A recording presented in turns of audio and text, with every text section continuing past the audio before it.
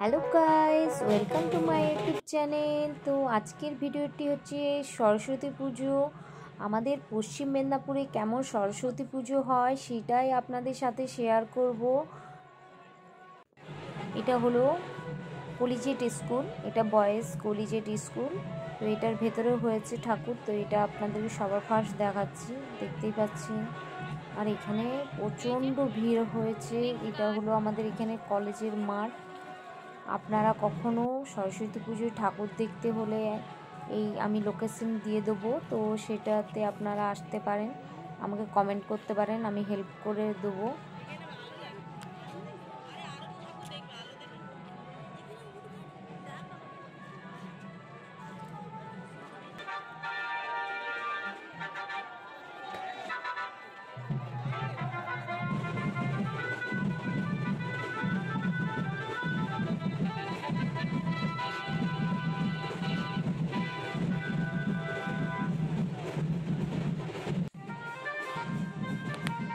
এই সরস্বতী ঠাকুরটি দেখুন কত বড় হয়েছে, যেমন দুর্গা ঠাকুর হয় বিশাল বড় বড়, তো সেই রকমই এই ঠাকুরটার হাইট হয়েছে।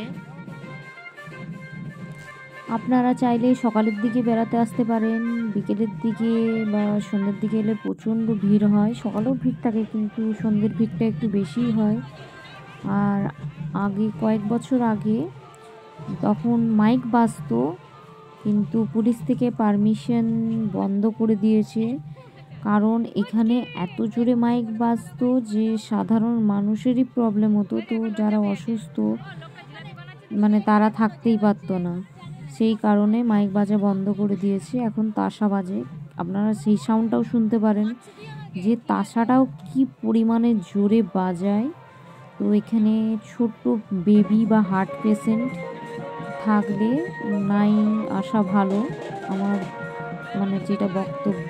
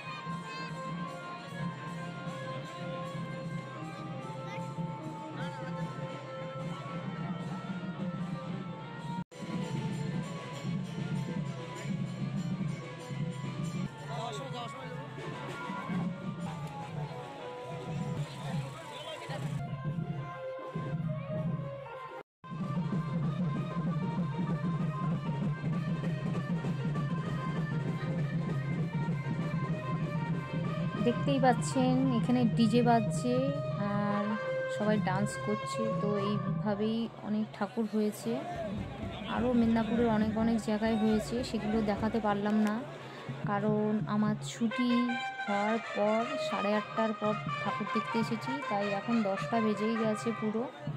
আর যেতে ইচ্ছে করছে না কারণ পরের দিন আবার যেতে হবে কাজে। তো ঠাকুরগুলো কেমন হয়েছে কমেন্টে অতি অবশ্যই জানাবেন।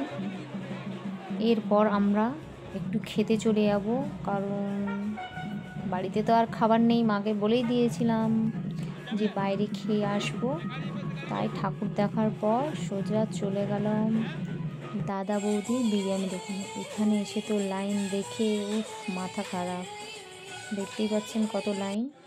যা হোক করে ভেতরে প্রবেশ করেছি, দিয়ে যে বিরিয়ানি নিয়ে বসে গেলাম।